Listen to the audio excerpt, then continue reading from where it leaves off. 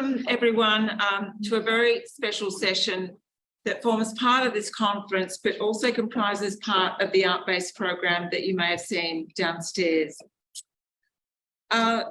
Firstly, I want to welcome people online who have come here as well as everyone in the room, but especially I want to welcome Behrouz, who we are so fortunate to have here today. So welcome to Australia. And I'm sure that feels very strange. We're really lucky as well to have Hoda here with us. And of course, Hoda and Behrouz have a really strong friendship that's both creative and personal, and we'll see that evident tonight when we move into discussion. And for Behrouz, who is now living in New Zealand after 6 years incarcerated on Manus Island prison, of course, the Australian government stated many times that it had no wish for Behrouz to ever visit here, while assuming that Behrouz would want to live in a country that had enacted such violence against him. So what we're going to do tonight is to, the format will follow one where I'm just going to make a few introductions, a few preliminary comments, and then we're going to have a showing of a film that Behrouz and Hoda made with several of the men on Manus Island in 2018. Oh God.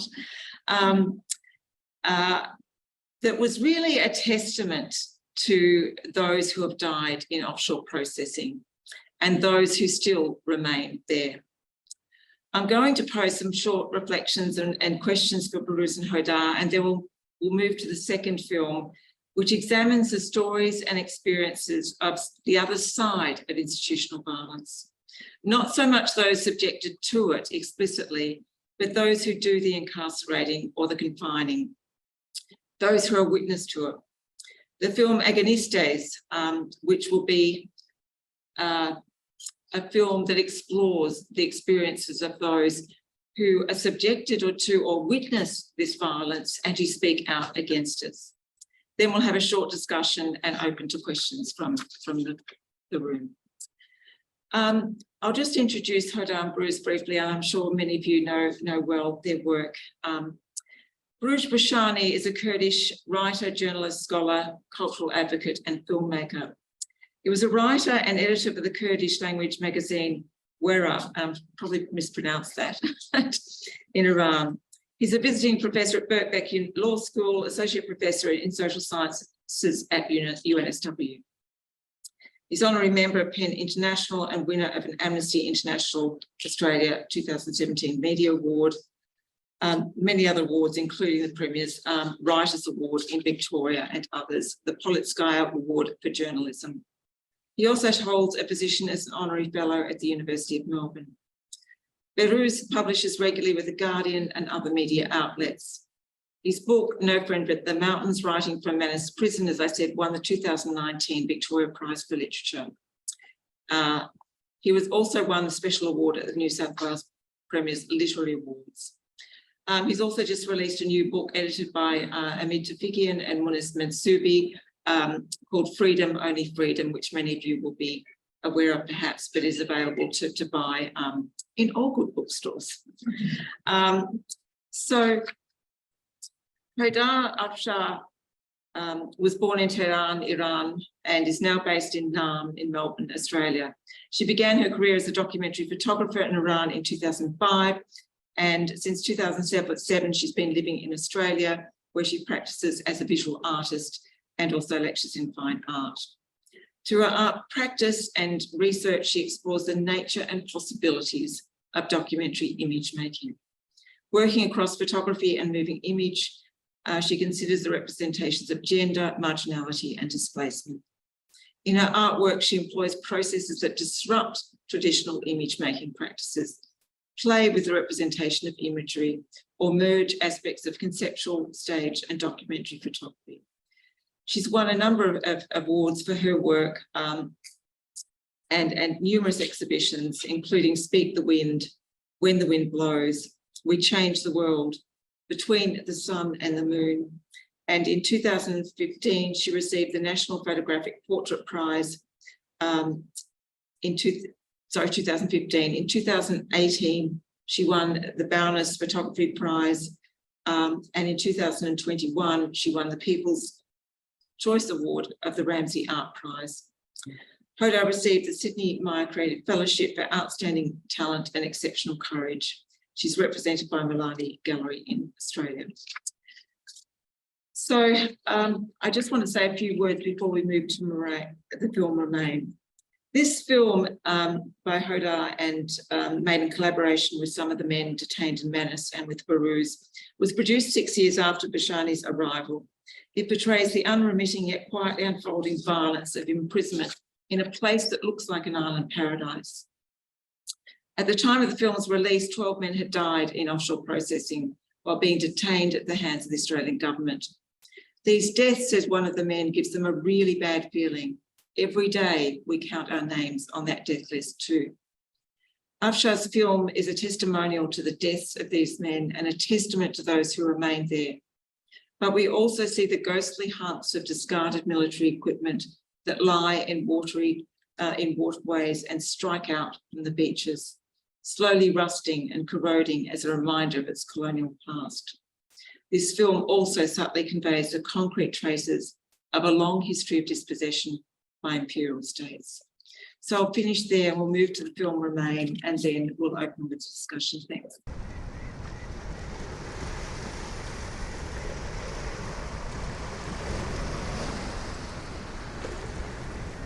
من نعمت هستم، 32 ساله، از استان کردنشین ایلام. الانم به مدت 5 ساله تو زندان مانوس به سر میبرم.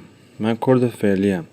فعلی یعنی همون کسی که هیچ مدرک شناسایی نداره، هیچ هویتی نداره، هیچ وطن و خاکی نداره. بعد از بارها مرگ رو تجربه کردن خودم رو رسوندم به جزیره کریسمس یعنی خاک استرالیا. ولی وقتی که رسیدیم اونجا به ما گفتن که دیگه شما نمیتونید بری استرالیا، باید بری کشور پاپوو گینه، جزیره مانوس، برای همیشه اونجا زندگی کنی. وقتی که رسیدم جزیره مانوس ما رو بردن زندان دلتا، یکی از بدترین زندانهای مانوس. تو این مدت هر لحظه هر ثانیه سایه مرگ بالا سر من بود. من این بار از دریاهای بی‌محار باز می‌گردم، از آن دریاها که ای جلاد هرگز نیارستی. ناو بر آبش نهی و جولان دهی، پای بر من مفشار. من این بار خشم هزاران دریا را در خود دارم، دریاهایی که مرا با هزاران پیکر بی سر به کرانه آورد. پای بر من مفشار، تو را غرق خواهم کرد. کودکی در رنده شد، نخستین خبر این است.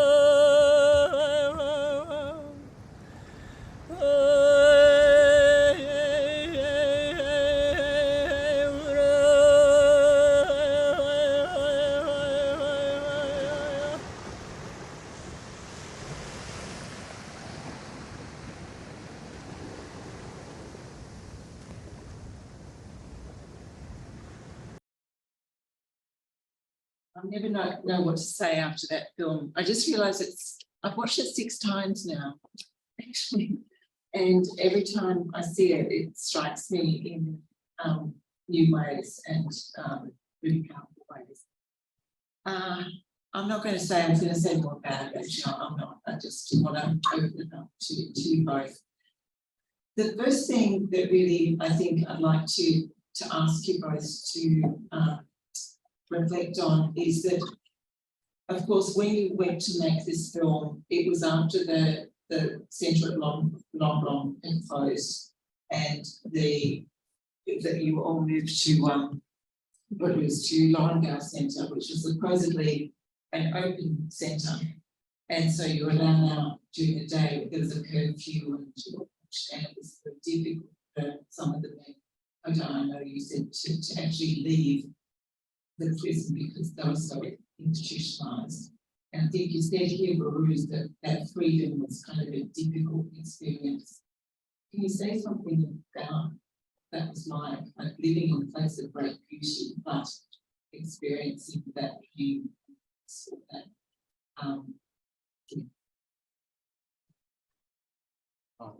I think Behrouz should answer that question.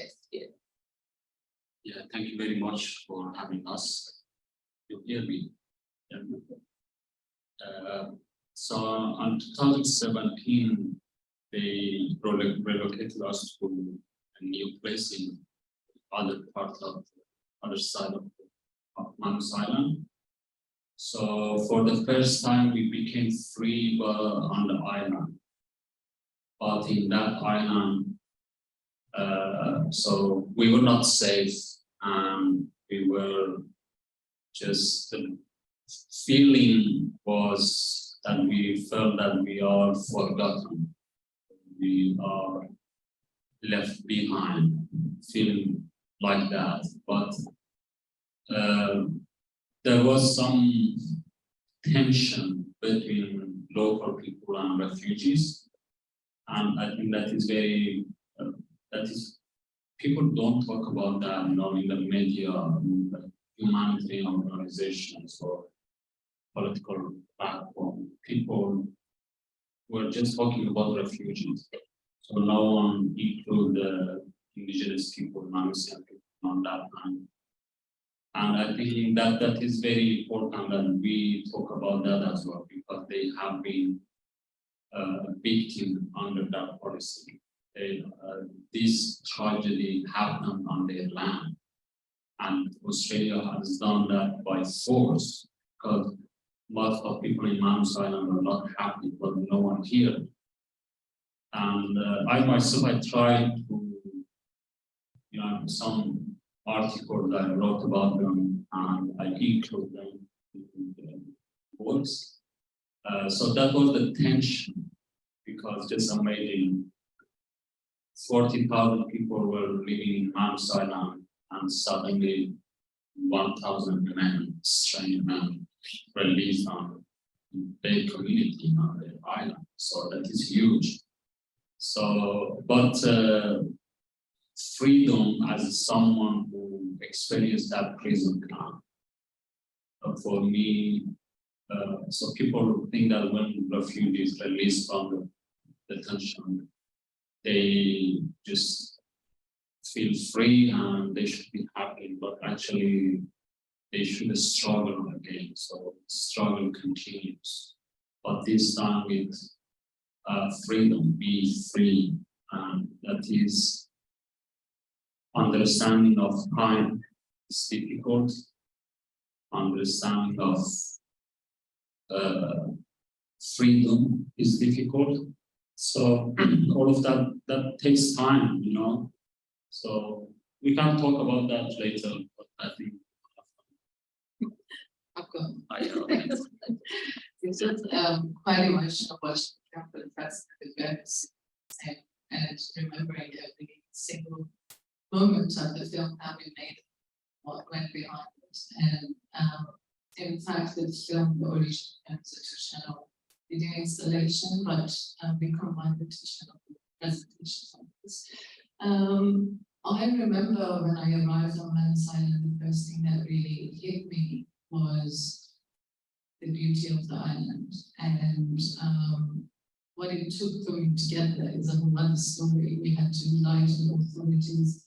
I had to pretend that I'm a tourist on arrival in Port Moresby, and that I'm only there to visit Port Moresby because the Australian government wouldn't allow to go in. So once I got the visa on arrival, We had it all planned for 5 months with Behrouz for me to kind of go to the domestic airport and fly to Manus from there, and Behrouz and one of the locals came to the airport to pick me up. There was no airport, it was just a big plane landing.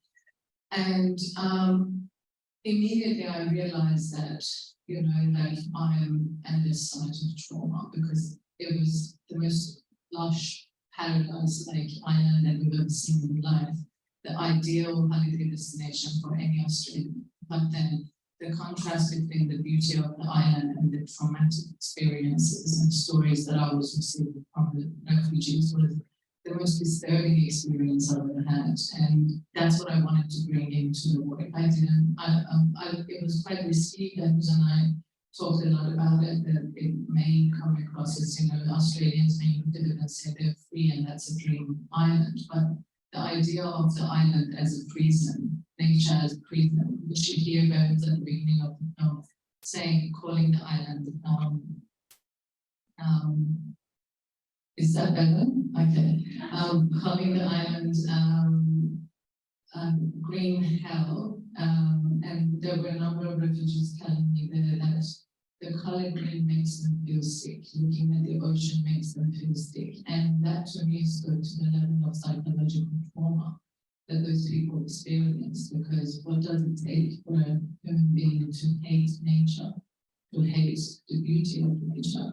And that was all they had to stare at and look at. And in the film, you see the cycle of boredom and walking around endlessly and talking about death. Everybody shared with me their fear of dying on the island. And it was at that point, you know, saying that indefinitely, there was no time indication on how long it's going to take. And so at the beginning, the film wasn't supposed to be about death, but I collected all the interviews and conversations with people, and on the spot I was thinking how I can visually respond to this story, and we were just like performing and doing what you saw in the film. But when I returned and spent so much time with the material, I called Behrouz and I said, I think the work is about death. So that's good. So yeah, we dedicated it to the people who died on the island. Thank you. Is that better, Kira? Yeah. Okay. Thanks. Thanks so much. I just realized how amazing that is for you to be sitting here together, watching the film together. And it was nearly 5 years ago. How does it feel for you guys watching that now and watching it together now? Without, I mean, I'm not expecting you to go through affect and emotions, but just any reflection on what that means for you to be here together now. What is I think so I was in Mount Sinai and I was working, fighting against this system for many years. I hope that people read some of this knowledge. Yeah, so when I was in Mount Sinai, I had a major about Australia. So I was just focused on Australia. But I imagined Australia as a big island with some cities, Melbourne, Sydney. Sydney with only 2 streets. Yeah. And Melbourne only 2 streets and 1 street in the end. Janet Galvez was living in another part of Zago. And also a parliament and some Guardian, the Saturday, and some TVs. So that was my born American Australia. Of course, I knew that Australia, this city called big, but for me, Australia was small. And I think that understanding prisoner who amazing Australia, that was helping me to yell at Australia easily. You know, see Australia small. And that effect on my understanding of artistic works or artworks that Hoda did. And now that I came to Australia recently, I watched this work in art gallery. Art gallery in Sydney, and I saw the portrait that Hoda did on me, and I was saying to Hoda that I respected your work while I was in Manus Island, but now I respect you more. That's why today I told her that she's a star. And I think that is quite interesting. And now I watch this here, and I think now I know better, I have a better understanding, or not a better, different understanding. I see different layers of this world, and I think it's very important. So, but still I'm processing that, so my about not future. Oh, thank you for that. That's really kind. It's a special, like we were in Sydney together and saw the portrait finished for the first time. And he was just like standing there going like, wow, and I was like, you've seen it. It's like on the screen is so different. And now I can see what Australia responded to, because it feels like I'm here. And then we went for a walk around the city, and he was like, only if I knew Australia is this big and beautiful, I wouldn't dare to scream as much from there. But anyway, no, it's very special. And I get emotional. I presented the work with you in the past, and every time I see it, I get really emotional, because I think when I left Manus, I stayed there for 9 days. And when the plane took off, I remember we went to the airport with Behrouz, and I was very emotional. And Behrouz was like acting like nothing's happening, talking, singing the whole time. And we said goodbye, and I sat on the plane. The whole time I was there, I was so busy, like making, listening, you know, recording, taking photos. We made good together so many times. We had good times too, like lots of laughter. But as soon as I sat on the plane and the plane took off, I realized what I'm taking with me, because it was me leaving after witnessing what was happening there. And they were staying there, and I didn't know what to do with that information. I hated my freedom. And I watched Behrouz was like becoming smaller and smaller as the plane was taking off. I couldn't stop crying. And the idea that, like, what am I going to do now? Like, after seeing that. And I carried that within me, and the responsibility was very big. We were just like, me and a number of other friends that were active in the process as well. We were just presenting, talking, traveling everywhere, small platforms, big platforms. It was just like a responsibility of raising awareness as much as we could. And yeah, now that Behrouz is here and most of the men are kind of free, some of them are not still. It's a different experience of seeing this work, and but it's something that I think I'm glad that it's now being shown and exhibited in major museums and institutions, because we don't want Australia to forget what they did to these people, and it will always be remembered, and future generations will also remember. Thank you so much. I've just got one more question before we move on to Agonistes. Both of you in your work have been really explicit about avoiding the kind of spectacle and something. So I think you do that in your work. Films. I will translate that. And avoiding the representation of anyone in these camps as victims. And you've done that in your work. There was a resisted those media, the way the media frames people as either, victim or angel, or villain or angel. So avoiding those ways that someone's identity is kind of someone to be hated or pitied. And you said we are all just men. And I think that in your film, Hoda, you convey that really clearly. This is not a spectacle of suffering, and yet you feel it come through really strongly. So would you both like to comment about what the importance of that is in your work and any other reflections you want to add?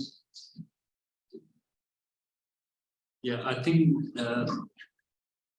that's a very important point that you mentioned. So that is a Western mentality to just see people as a victim. And I think that makes people feel good about themselves because we have a concept white savior culture, and I've seen that a lot. I've experienced that.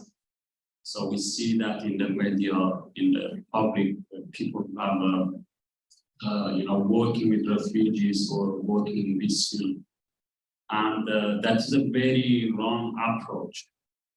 That is exactly, it's opposite of those media who picture refugees as a potential terrorists or dangerous people, I don't know, drug dealers. They describe them, they create this image that they are evil, you know. So this approach is opposite of that, but I think I don't understand that why they do that to, that you cannot create change with this approach, just bring sympathy, and that doesn't work, that I think that that should be changed. So that's why in my work, of course, we have been victim under that policy, but that doesn't mean that we were passive in front of it. We have been fighting against that system every day. And so in my work, I have been working so hard for many years to challenge that image, to challenge that power structure. So I think that is really important. That Australia should recognize that resistance.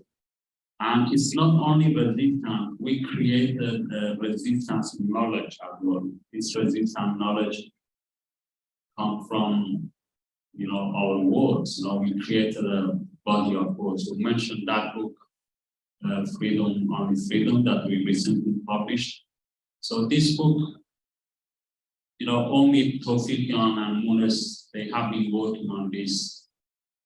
I think that is only a part of this body of works that I'm talking about, and you work others, a big part of civil society in Australia have been working as well. They are a part of this resistance, and we should acknowledge that. So the reason I didn't acknowledge these people when I was in Manchester, because I didn't want to feed that white savior culture. So now I'm okay, so the good time that I acknowledge people. Yeah, but yeah, many people have been working so hard for many years, and I think that knowledge is important. Many people just hear about some works that we have done, but really we have created a body of works. Not only me, I'm not talking about myself, generally, many refugees, many people, have been working and thinking, and I think that is very important that people recognize that resistance.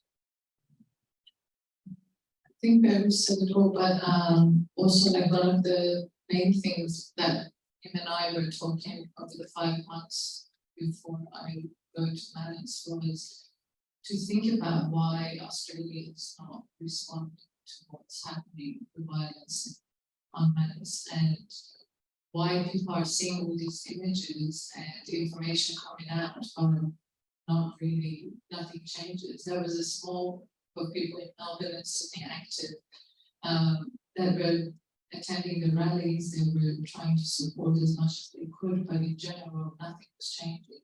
And like it was, all the conversations that we had was about this idea of sympathy and how dangerous it can be, because it can only make you feel good about yourself, that you felt sympathetic about something. You take someone else's suffering for no reason. And we wanted to do something that makes people want to act upon it, and they can't rest till things change, you know. And like we thought through how often refugees are imaged, or the way that people write about them, it's all aimed at, you know, attracting others' sympathy. And what Behrouz did with his book, Don't Friend Not the Mountains, it's just completely changed that, you know.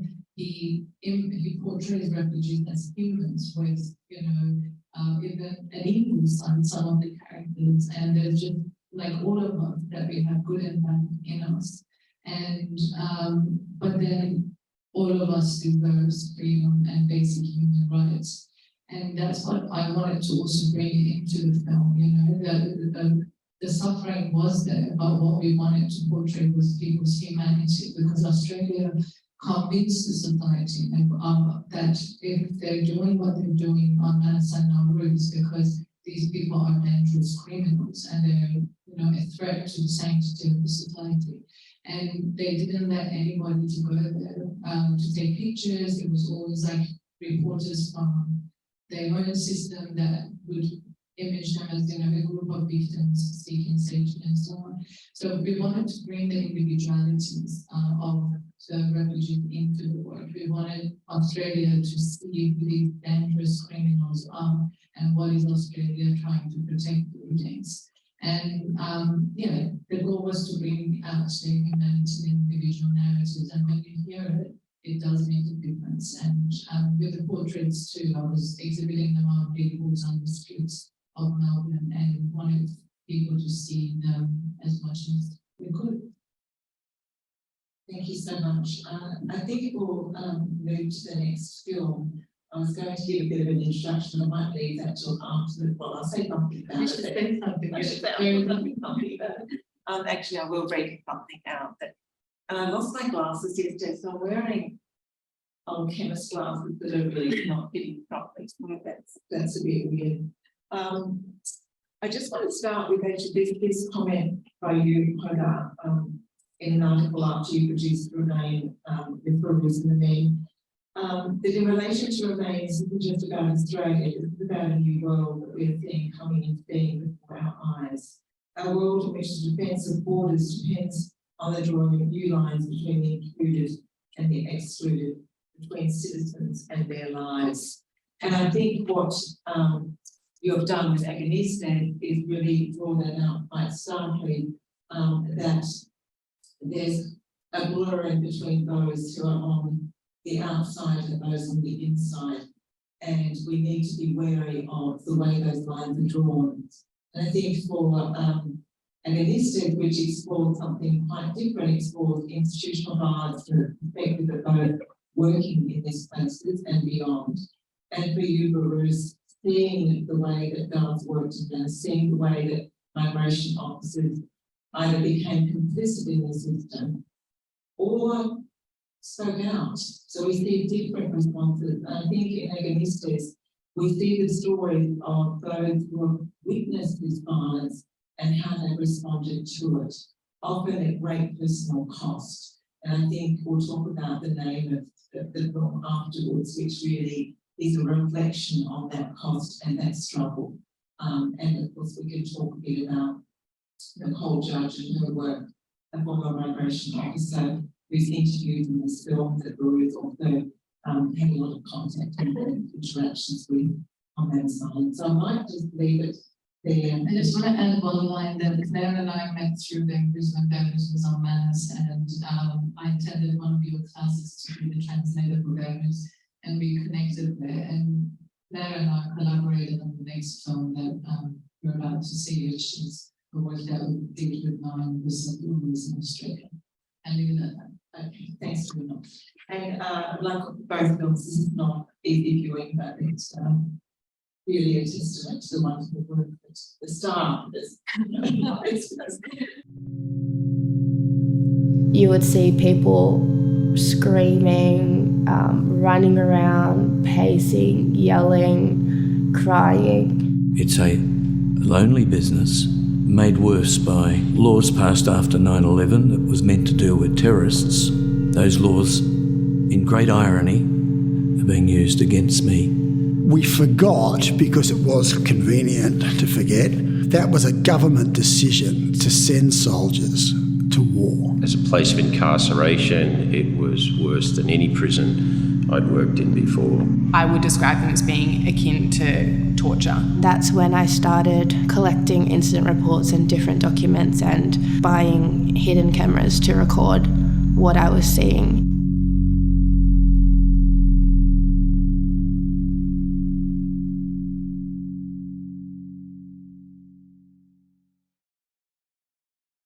Yes, I'm sorry, and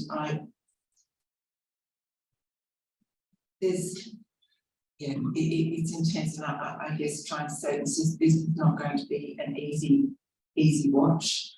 I refrained for reasons that perhaps Indy and I will talk about tomorrow. It was not that it's something that I was actively remiss in doing. And none of this is easy. Remain is not easy to watch. It has beauty, but if you sit with it carefully, there's a lot of pain and difficulty in that. Agonistes, and we'll explore this more tomorrow, but I want to say this is not easy viewing, but we'll perhaps unpack that a little bit tomorrow. And it was not easy doing this film for Hoda. And I mean, Hoda's work, but I sat in on many of those filming interviews, and that was a very, very difficult experience, but a really important one to undergo. And I think what this film shows is that we tend to think about people in professional positions and institutions as inevitably complicit in the system. And what this shows us is that people respond in many different ways. And when they respond in ways that seek to resist that violence, and this is something I'm getting quite emotional about.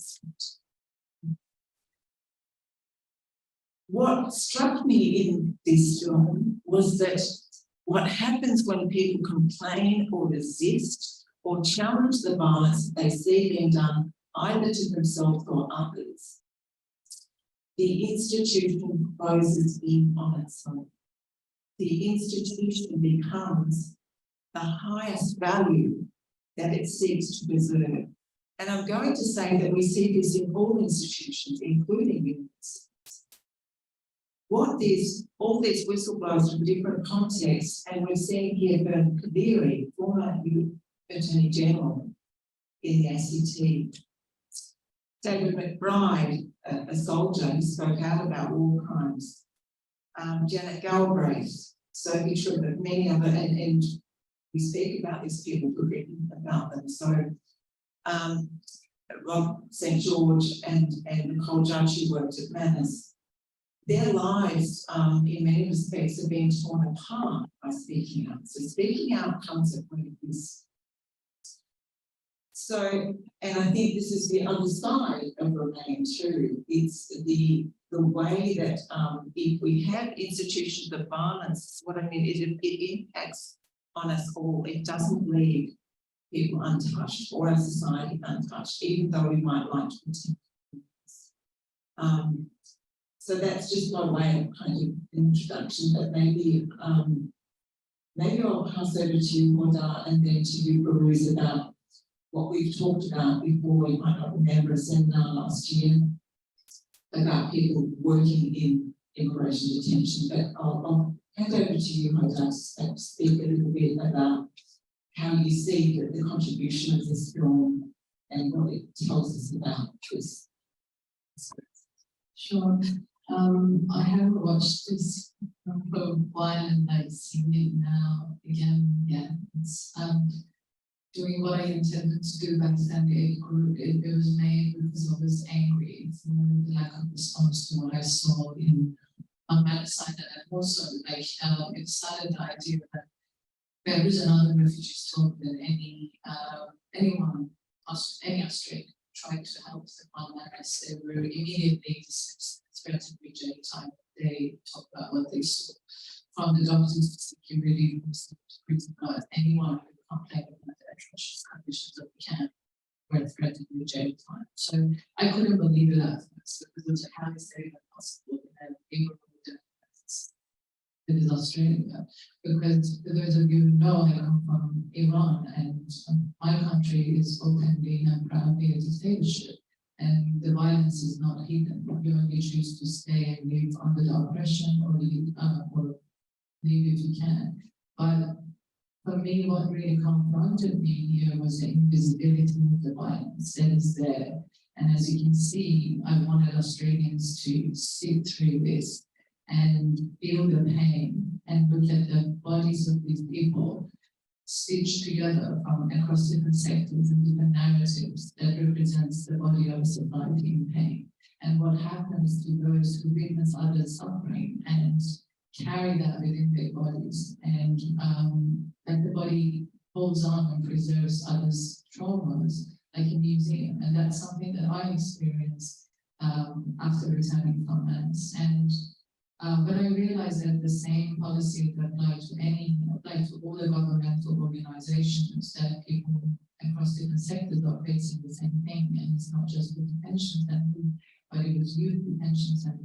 For example, in Alice Spring, that we hear that all the kids are Aboriginal, basically, and they do the same thing to the lawyer that we were talking in the film when she tried to support the children. And to the war in Afghanistan, that David McBride had to steal 400 pages of secret documents and took them to ABC. And the ABC was raided in 2019 because of those documents, and they stopped ABC from sharing it with the public. And he was facing 200 years jail time for that. He's still fighting legal battles. And so you hear these stories in newspaper and media here and there, and you think it's only one case. But what we wanted to do when Claire and I started researching for this project was to show the public that it's not just one incident or two, it's applied to all the other sectors as well, and bring all these narratives together to capture this invisible violence. It's very hard to watch, and it was very hard to make too. Do you want to add something? Yeah, I think this work is very related to the project about Manus, because my question always was,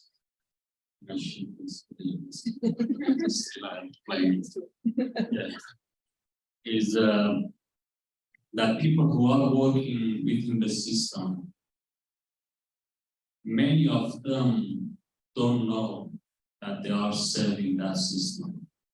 They don't know, they are not aware that they are a part of that systematic torture. They are part of that violence.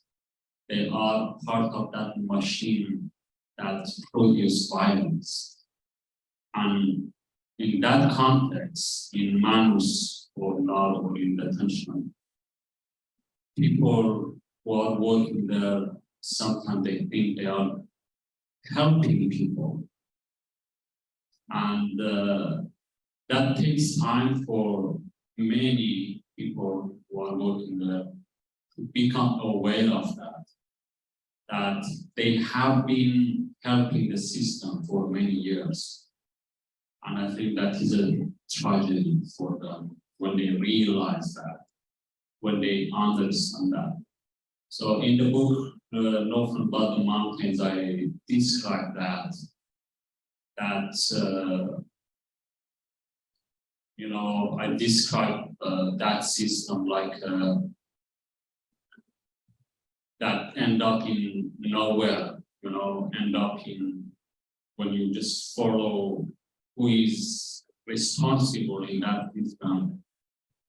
They say boss, and that boss referred to another boss.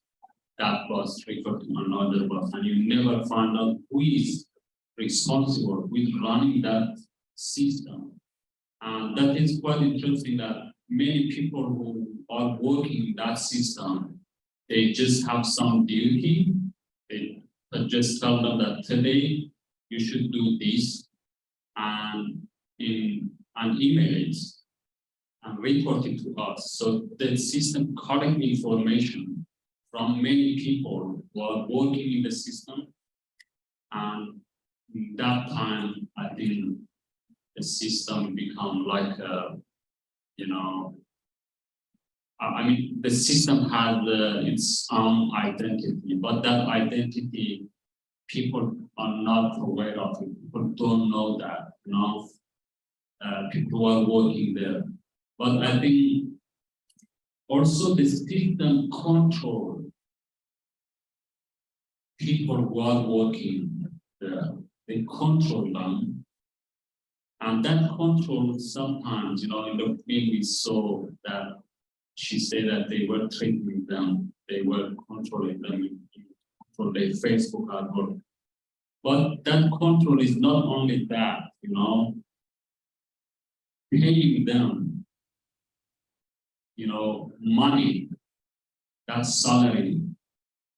I think that is a big thing. They control people by that because people should decide they want to forget about that money, or they should speak out, or they should leave.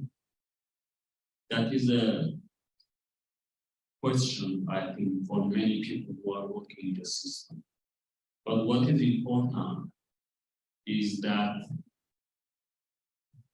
we, as a human being, we are responsible. And we cannot say that if I don't do this work, someone else come and do it.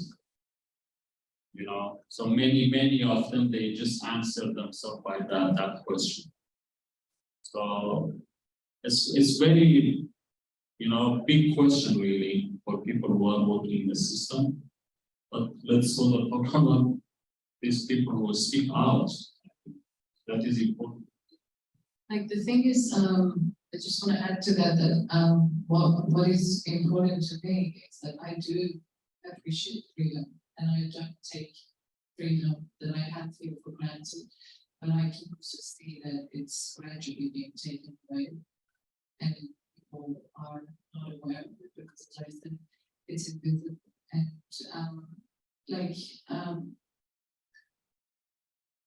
one of the experimentations that I wanted to do was also like make it remain, thinking it would be interesting to see how Australia responds to seeing the same policies applied to their market. And intentionally, I wanted those individuals to be white Australians too. And to be honest, seeing the responses that people have to this work and how different it is, and most people can't sit through it because it's painful to see a white body in pain. You feel maybe that's a question that we all need to ask ourselves after watching Remain. It's feelings of compassion and, you know, sympathy. We do feel their pain and suffering, but it's very different looking at these people suffering from the same system and policies. And yeah, I didn't expect people responding to this on the way that they did, which like I won the best People's Choice Award, for example, for this, because that it was in a national competition and Australians voted for me to win the prize because they were responding to this one quite strongly. Yeah, that was one of the things that I also tried to look into in making work and observing the responses. Was a question. Just a question. Yeah, you might go to questions now. Yeah, I don't, I'm, sorry, yeah. Thanks. Look, I think both of them are incredible, really. And, partly my reaction is just because I'm a Jewish Israeli who served in the military. And so, the complicity of my own life and choices I've made, that's, really, speaks very directly to the process that I've been through, my own kind of journey, the way I inflicted on others. But I also just want to point out that you made very clear cinematography choices that are also, A, I'm interested in them, but B, to me personally, that's probably why the second film is so profound. The first one is not just beautiful because of the island, the people in it are beautiful as well. There's a lot of humanizing, and it's stripped way down in the second film, and when I'm testing it, just saying, for me, it's like, it's really important. It was intention, yeah. And I would comment on that because I see both projects as like mirrored projects. There's the same series of portraits in Agonistes as well, and I made a series of black and white portraits for Remain. I tried to reverse the approach because in Manus Island, the Australian government denied individuals their right to identity. They called them by the name of their boats, and basically, intentionally they refused to call them with their names. So the idea was to bring their identities forward and bring their individualities forward, but and give them the agency back that was taken away from them. But in the Agonistes, basically, because part of the work that I make is an experimentation with the language of documentary image making and its relationship to truth and reality. And I picked up the visual language from documentaries that are often trying to hide the identity of the individual, and they want to keep their identity secret. And they get really close to the faith, crops, and so on. And I try to emphasize that by using an 8K camera that captures all the little details of the skin and the face, and get closer and closer. But as you can also see in the film, there are intentional cuts and jumps, and the montage aspect is made very visible, because it is also about what is the truth in there, like how we understand the truth in documentary. Everything is montaged, and I montaged it like this to make the audience feel really uncomfortable.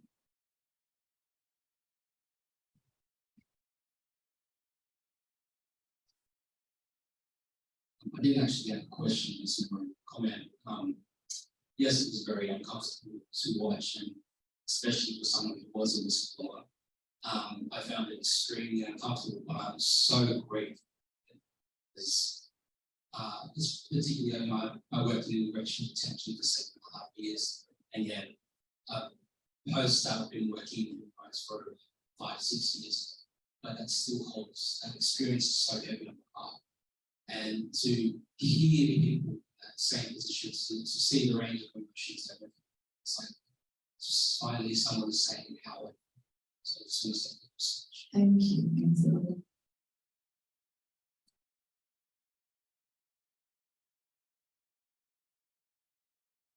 Well, I don't know how to proceed, but I'll try. I definitely agree with Behrouz Boochani, you're on star. And Behrouz, you're on high. I think that is my personal feeling. I agree. Because actually in this context, no one should be a star. Yeah. That is a part of this project at work, that people will speak out, they become a star, they become, I don't know, a celebrity, they become, but at the same time they carry pain. So we already had this, we discussed that, but that was my only personal feeling. Can I say it's also my personal Yeah. I guess my question is, Behrouz, I feel like this is such a unbelievable point of time for you, right? Because you've just come recently out of Venice to Aotearoa, and then everything started happening in Iran, right? I guess in terms of like your work and what you're interested in, what you want to continue working on into the future, talked about First Nations solidarity a lot, and how the Kurdish struggle is tied to the Maori struggle, First Nations struggle here. But then at the same time, there's all of this stuff happening in Iran. So it's kind of like, I'm wondering, I guess, how you're grappling with all of that and where you're deciding to focus your attention and your time and energy. And I just like to give them about that. Thank you very much for raising that. Actually, I've focused on Iran recently over the past 2 years. But Iran is a very different country, you know. The language that I use in Australia, I think at least I could get some response, some positive response from people, but in Iran is very different. In Iran, when you speak about minorities, when you speak about, you know, colonialism, when you speak about marginalized people, the first thing that they say you are a separatist. And that is because still that language, that, you know, knowledge, you know, is not in public. It's not generally people are not aware of that language. You know, in Iran is they just have been a matter that they always ignore it, you know. And now in the age of social media, they cannot completely ignore it. So it's very difficult about Iran, but I have been working on that issue. I talk about it, and even here that I've been here over the past week, I raised that issue as well. That this uprising that is happening in Iran, of course, the manifesto of this uprising, woman, life, freedom, and that comes from Kurdistan, that comes from Kurdistan resistance knowledge, that is very related to history of the struggle in Kurdistan, and that should be recognized, you know.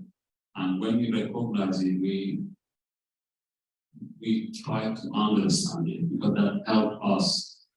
And also how international media, international community, they don't see different layers of, you know, this protest, this revolution.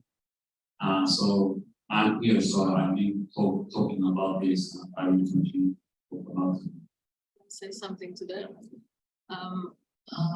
Behrouz and I were talking about it the other day, that Behrouz brought his knowledge of Kurdish resistance movement into the man-silent dialogue, and the reason why he was able to see the violence within that system, within the context of colonial discourses, was because he was, you know, quite knowledgeable about his own history, and he had a lived experience of that. But we were just talking about it before, that he did not at all think that coming here, he would experience a similar policy of exclusion and oppression in Australia as well, and it took him a long time to understand what's happening to him. But what happened was quite amazing. The mark that Behrouz has made in this, you know, in this dialogue is that he brought the conversation on the refugees into the post-colonial dialogue, and also the dialogues about, you know, anti-imperial systems. And what he did back then on Manus, he found connections with the same policies that are basically the policies that were used on Manus and Nauru were taken directly from the policies against First Nations people here in Australia. You engaged with a number of scholars, First Nations scholars in Australia as well over the years to identify those similarities. And now that the fight is over and we're free, like you immediately started becoming active in Kurdistan's freedom from New Zealand. And yeah, it's quite a complex situation in Iran because these conversations are very new and was basically silenced for over 4 decades by the Islamic Republic of Iran.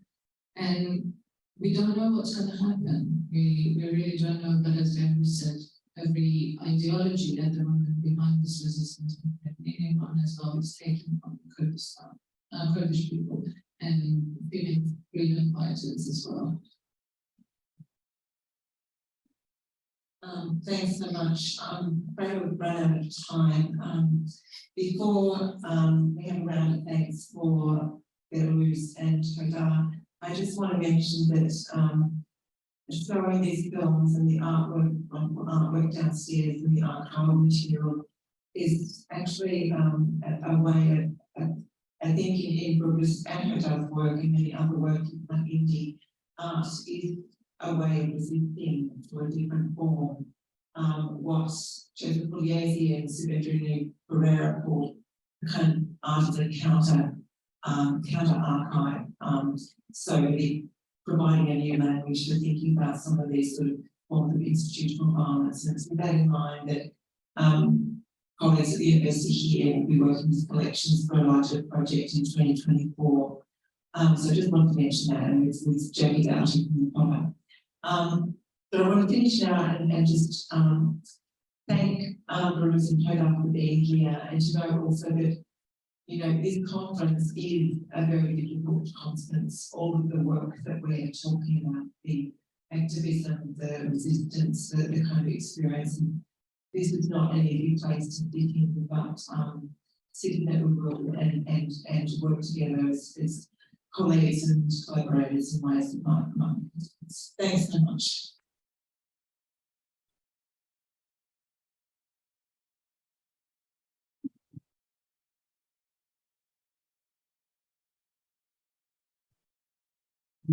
Say something about the say that of the indigenous people here, First Nation here. So this policy, come from a colonialism mentality, and I've been working link with history of colonialism in Australia. So that's why we have done some projects. We published a book last year with USW, and also we've done a play with indigenous actors and artists in Australia. So it was a part of the Sydney Festival. So yeah, we worked for that, but it was showing the then it will be a part of Adela that also. Thank you. So we'll let you know about it. Yeah, thank you. Thank you very much. Thank you.